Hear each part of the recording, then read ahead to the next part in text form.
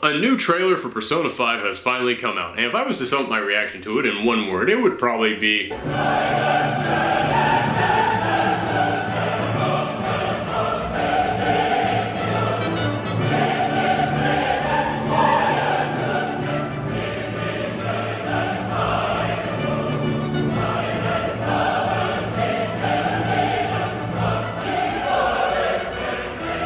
Although I might be underselling it just a little bit.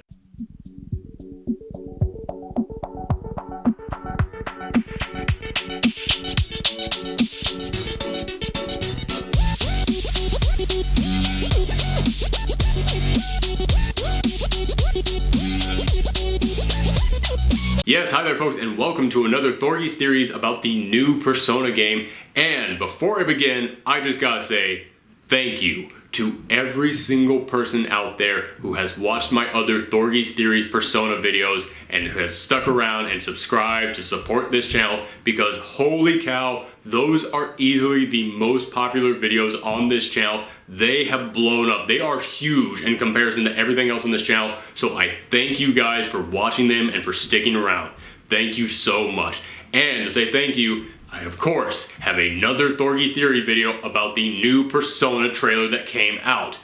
However, I gotta make something clear first. First thing I gotta say is that when you look down and you see that time code, you'll see this is a pretty long episode. However, it was even longer. I literally had to cut 15 minutes out of this episode, and the reason why is because when that trailer came out, I looked at it and I went, oh man, there's so much to talk about here. So I started formulating theories and coming up with ideas. I made them all into this video. And then someone in my comments was nice enough to come in and go, oh hey, they just leaked a ton of information about the game. Some magazine was able to get a big scoop and leaked all this information. And they told me about it. I followed the links. I saw all of it. I went, oh, that actually covers a lot of the stuff that I had theories about. And I got about half of them right. About half of the theories I came up with, I actually got right. However, even if I got them right, it still sounds kind of dumb for me to go, I think it's going to be this, when it has already been confirmed to be this. So I went and cut all that out, and I'm saying this simply because while you're watching the video, you might go, hey, how come you're not talking about these things? It's because I am going to make another video right after this one that talks about every single one of those things that got confirmed in that leak. It's not going to be a theory video, it's just going to be me covering it and giving my reaction to all that information that came out. So while you watch this and you go, why are you talking about their new personas? It's because the personas were confirmed, and I'm going to talk about them in that other video. Okay, just had to get that out there. The second thing that I want to talk about is that those other Thorgy's Theories Persona videos were pure theory videos. They were me giving you my pure theories about what I could tell from these mysterious trailers we were getting, because those trailers didn't give us a lot of information. This third trailer has finally given us information. It's finally giving us answers. It's finally telling us about these characters. It's finally telling us why they're doing this stuff. It's finally telling us where they're going, what they're fighting, how they're fighting it. So there's not that much to theorize about. So this theory video is half theory, half reaction video. So the first half of this video is going to be me giving you my reaction based on what we saw, but I will also be making speculations based on the gameplay that we saw. But then towards the end, I will be making some theories, and the main theory in this that I am addressing is, was I right or not? In the previous Thorgy Theory videos I did, that's getting really hard to say by the way, Thorgy Theory. In the previous theory videos that I did, I made some speculations about what these characters might be. And now that we're finally starting to learn about them, I finally address, was I right? So that is the theme of this theory video, was I right? Because I'm an egomaniac and I have to make a whole video about me. I'm just kidding. Anyway, or maybe I'm not. So, thank you guys, and I hope you enjoy this video. Here you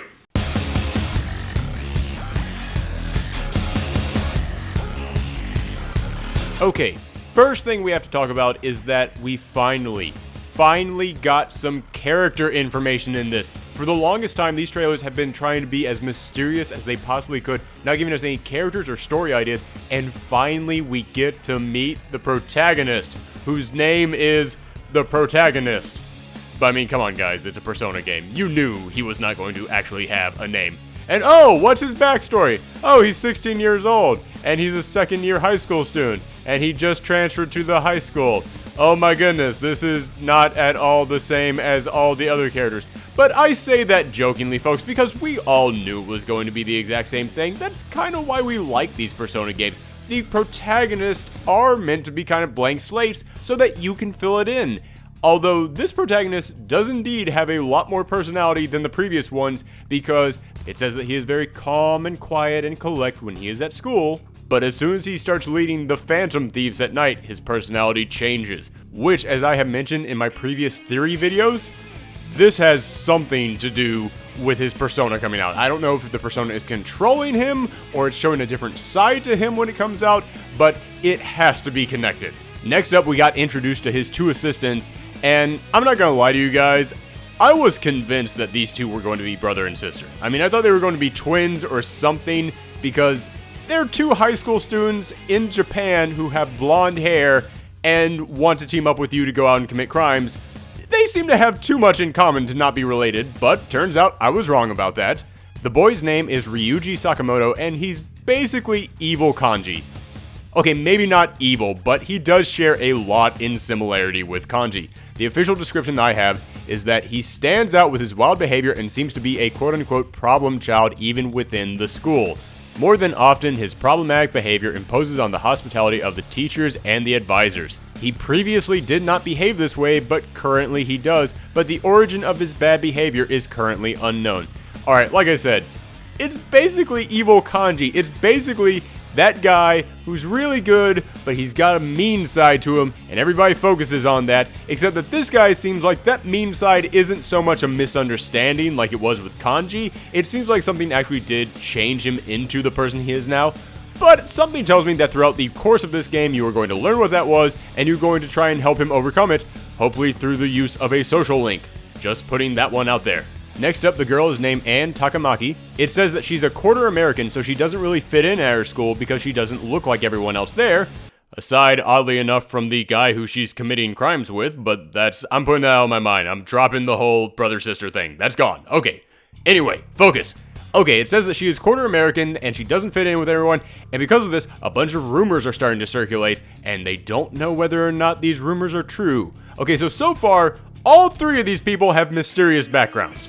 All three of these people have something in their past that is hidden. I think it is important to point that out.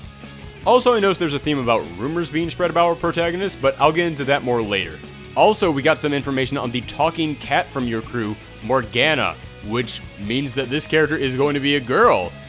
I thought it was going to be a boy. I don't know what that says about me. I don't know if everybody else out there thought that, but I thought this was going to be a boy. But no, you now have a second female character of your team, and it's a cool, kick-ass talking cat character.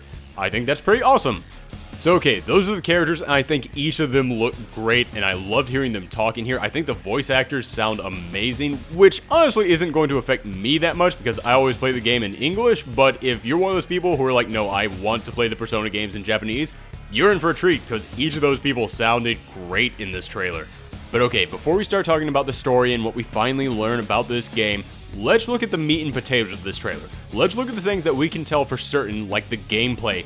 And honestly, it shocks me that this is the third trailer we've gotten, and we've seen gameplay footage in each of them, and still, they are able to show me new things that just surprise me and make me so want to play this game right now.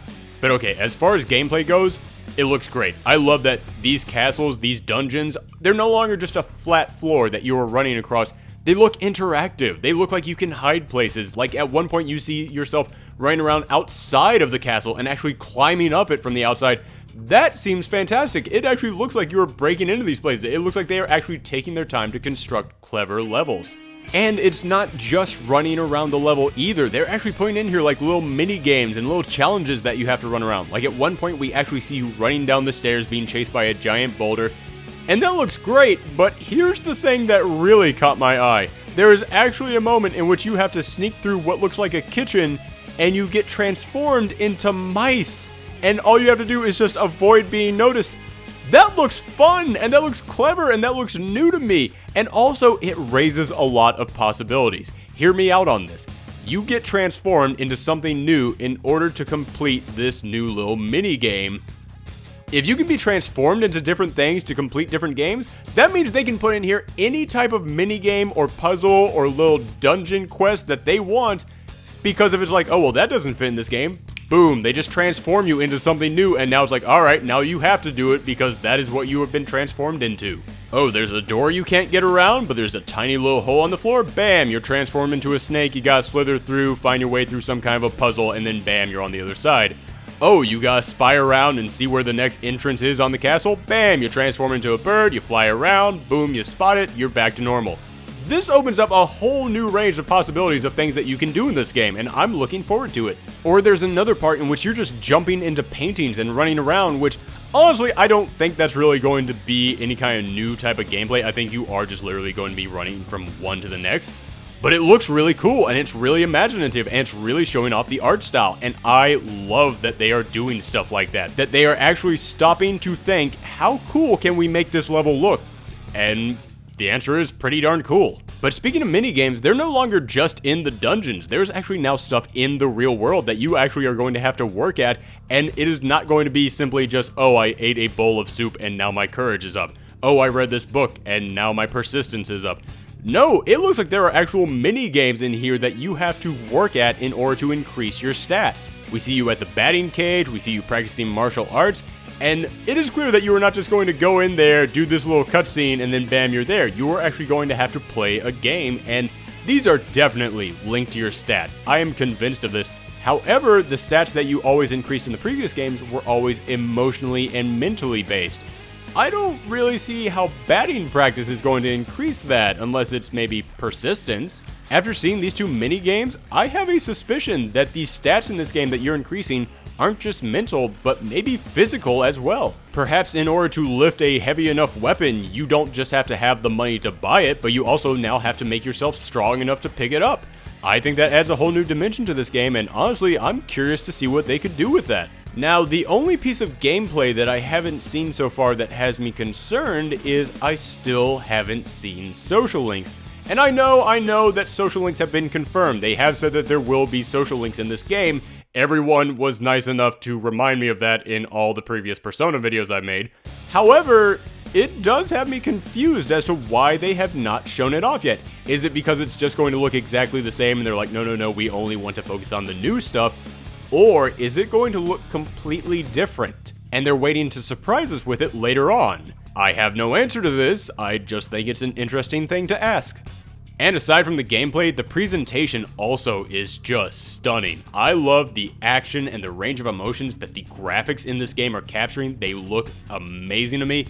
And also, the music, holy cow, I want this entire CD right now. All this music is so catchy.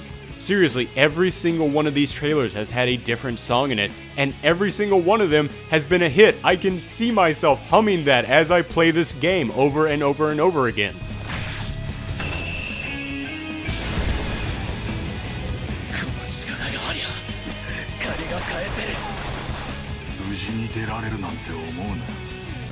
And also, speaking of presentation, in the previous trailers we had seen you walking around town and there were other people walking around with you, so it did seem like a much more lively and realistic background. However, in this trailer, we got to see one step further. In the previous Persona games, the idea of fear and rumors being spread through the collective consciousness was a common reoccurring theme, such as the cult appearing during Persona 3 or the Joker rumor from Persona 2.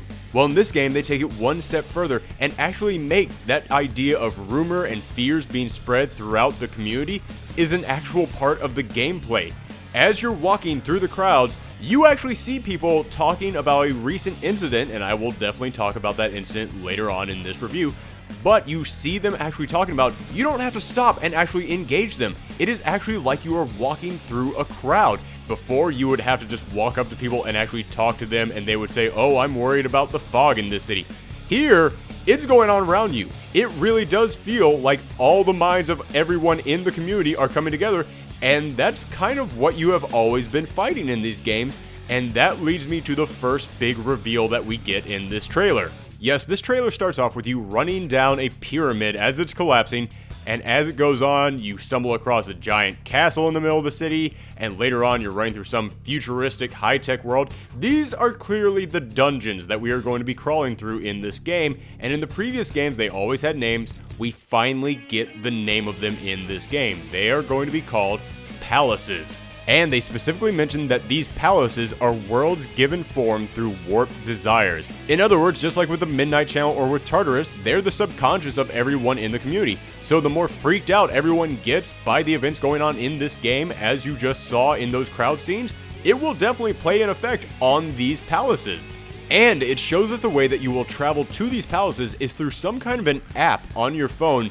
And I think this is important because earlier in that trailer, we see you communicating with your friend through text on your phone. However, it's not a cutscene when they start communicating with you. It's an actual gameplay mechanic. The screen completely changes and it goes into some sort of a menu. I don't think your phone is going to be just for show. I think that in Persona 5 it will have some kind of an effect on the gameplay. Now, with these palaces, there is something very big that needs to be discussed, and it leads me to my first theory of this video. In my previous theory videos, I said that I find it odd that when you enter the Velvet Room, Igor doesn't look like he's helping you. In fact, they chain you up and put you in jail. And considering that you're a thief who is going to be fighting personas, I developed the theory that maybe the Velvet Room isn't going to be your friend in this game. Maybe Igor and his assistants are not going to be helping you in this game, but in fact they might even try to hinder you in this game. Now I bring this up because A, you're using an app on your phone to enter these palaces. You're not going through the Velvet Room, they're not providing you with assistance in any way, it is completely separate from them. But also, the person who is describing to you what these palaces are, what the app on your phone is, and what personas are, we don't actually see them, but we do hear their voice, and that voice definitely does not belong to Igor. So yes, I know it's still early, but I think after all this, it is safe to assume that whoever it is that is going to help you learn to use your powers and help you discover these dungeons is not going to have anything to do with Igor. But what role will the Velvet Room play? Well, this one I know is a bit of a stretch, but in those previous trailers, we did say that when you enter the Velvet Room, you instantly get locked up in jail. And towards the end of this trailer, we see the protagonist in an interrogation room, and a female inspector is interrogating them. Now, take a look at the two assistants that Igor will have in this game. They are definitely dressed up like police officers. Now, like I said, this one is indeed a long shot because those two assistants that he has look way younger than the voice that is speaking to our protagonist. However, whoever is talking to our protagonist does seem to know something about these personas and what's going on in this other world. So, what other female investigator might know something about personas? I'm just kidding, that one's definitely not happening. I just thought it would be a fun idea to throw out there. But that's not even the biggest theory to contemplate on this one. Like I said, we didn't see who this voice belonged to that was explaining to you the world of personas, so who does it belong to? We haven't seen a lot of the supporting cast so far, so our options are kinda limited. However, judging by the gruffness and the age of that voice, it does kind of look like the merchant that we saw in that first trailer, and that merchant is definitely selling you stuff that will help you in the Persona world, so it's possible that it could be him.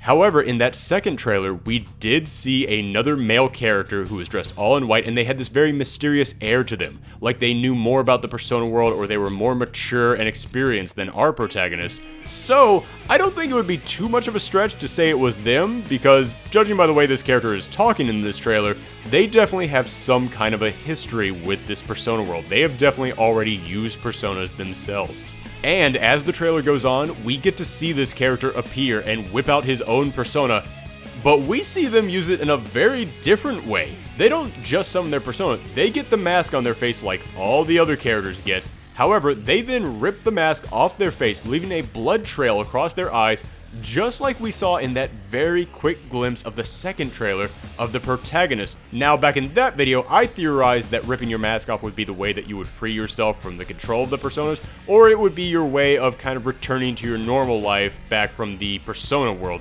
However, in this trailer, when we see this mysterious character rip the mask off his face, his clothes change and become a much darker color, and his persona grows much stronger, so perhaps ripping the mask off is a way of getting your persona to a second level. Maybe not the second level that our characters typically evolve their personas, but more of just a temporary power-up. But now, on to the big theory of the episode. Ever since my first theory video, there's been one question I've been asking. Are the heroes of Persona 5 actually heroes? Or could they possibly be bad guys? In the first theory video I made after the first trailer, I said that there were many elements in that video that seemed to imply that they weren't exactly going to be fighting on the side of good. I'm not going to repeat them all because I would be here forever, so instead I'll just put a link to that first video right here. You can go and watch it if you'd like to right now. And then when the second trailer was leaked, I made another video saying that it still looked like they could be villains, but not necessarily of their own accord, that it could be possible that the personas might actually be controlling them. Again, I go into way more details in that video itself, so I will once again just leave a link right here. Feel free to go ahead and click it and watch, and then come back and return to this video when you're done. Alright, you all caught up now? Good. So, the big question is, what new information did we get in this trailer, and does it support my theory? Yes! And no. Kind of. Let's examine and see what I mean. At the beginning of this trailer, there is some kind of a mention of an escort incident, and it's mentioned that it happened at the metro station. Now, in that first trailer, we saw a train conductor with pure white eyes and almost a zombie stare to him, and then the train crashed. If I had to take a guess, I'd say that this is what the escort incident was referring to. Now, what exactly is the escort incident? As our protagonist is running through the crowds, we hear them asking the question, is it possible to have your heart stolen? And the guy on the radio says that it's some kind of an outbreak. So, what's causing this outbreak? And what exactly does it mean to have your heart stolen? Well, first I thought it was going to be like the apathy syndrome from Persona 3, which was the result of the oncoming of Nyx filling people with a sense of hopelessness and left them empty inside to the point where they couldn't even move. Sounds like stealing someone's heart to me, and that train conductor certainly did look like he was completely removed of all emotions and thought, so I thought, okay, it's just the apathy syndrome part 2. But no, it's revealed that it is much more than that. Now, in the next scene, this is when things really start to come together. We see the protagonist in police custody, and they're asking him, how do you steal a heart? And I know some of you out there might be thinking, oh, well, this is clearly some kind of a mistaken identity, and someone else is out there stealing the hearts, and the protagonist has to go off and clear his name. However, in the very next scene, the cat comes out and says, we should make business cards that say, we'll steal your hearts. So, could that mean that these guys actually are stealing hearts? Are they actually guilty of this big crime? From there, we see a woman being attacked, and we hear one of the students, who I'm pretty sure is Ryuji, but I'll be honest with you guys, since we didn't see them talking and we only heard their voices, I'm not 100% sure on that. But if I had to put money on it, I'd say it's Ryuji. But anyway, we hear one of the students saying, shitty adults in a shitty society, don't you think we can make them reform? Okay, that, right there. Ever since these trailers have started coming out, I've kind of gotten a Death Note vibe from it. In fact, I even made that comparison in my first trailer. I got that feeling that these were people who were going to go up against something dark and sinister, but they were being kind of villainous themselves in their methods. It gave me that feeling that these were people who were going to use their powers for what they felt was right for them, no matter what everyone else thought. And that line right there, they don't say, hey, we'll bring these people to justice, or we'll try to help them reform. Oh, no, no, no. And again, this is only a fan translation, so there is a chance that could be wrong, but they say, make them reform. And when I heard that, I went right back to that Death Note vibe that I got from the other two trailers, and I went, that is totally a Light Yagami line. What if we really are playing as people who decide that they are going to force this reform on other people? What exactly would that mean? How exactly do you force reform on someone? And then it hits you. They're totally stealing people's hearts. They're using their powers to change people whether they want to be changed or not. So that seems pretty clear to me. Case closed, right? Not exactly. Then it goes back to the other side of the argument, because right after that, the next character, who, once again, I can't tell who it is, but I think it might actually be the protagonist, which would actually be pretty interesting because it means that it would be the first time in which we actually got a protagonist who talked within the game. And if I can just sidebar here for a second, I would actually be okay with a protagonist who talks. I know that in the Persona games, you're supposed to provide 100% of the personality for the character you're playing, but this is a character who clearly already has a personality established for them, so for them, I'm kind of okay with it. But anyway, back to the argument. As I was saying, the next line is, I think these people are being used. And we do indeed see someone transform into a creature for a boss fight, which implies that your villains will be people under the control of shadows, or at least some brand new type of giant demonic creature. Which brings me to my first big retraction. In the previous theory videos, I said that it looked like these personas the protagonists were using were acting a lot more like shadows than like personas. Well, with this trailer, I'm pretty certain I was wrong about that one. So I will just pause right now and give you all a moment to go back to those other videos and tell me how wrong I was. Great, you back? Thanks, cool. So yes, it looks like this corrupt society that you live in is under the influence of shadows, and that this is going to play into a theme that you actually find a lot in anime and manga featuring young protagonists. The theme that society is cruel, that it's controlling, that it's taking away your freedom, and it's up to these rebels to fight back.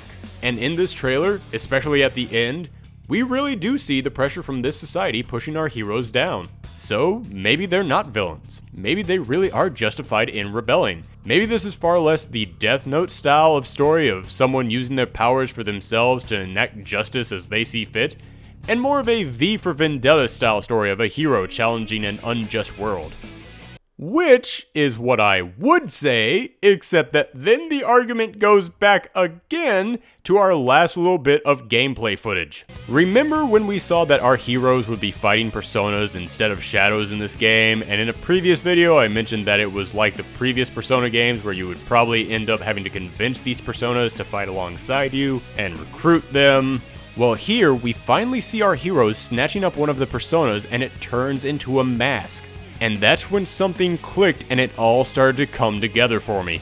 This video starts off talking about thieves who are stealing hearts, and then in this trailer they say that personas are the mask around our hearts. So when I saw the heroes take the personas away, it hit me that what this meant, what we were really doing, was we were stealing the hearts of the people we were fighting when we stole their personas. And sure, they're the bad guys, they're the ones creating this society that our heroes must free everyone from, but damn man, you just stole their hearts! You're literally using the same methods to fight for justice as the villains in every Kingdom Hearts game.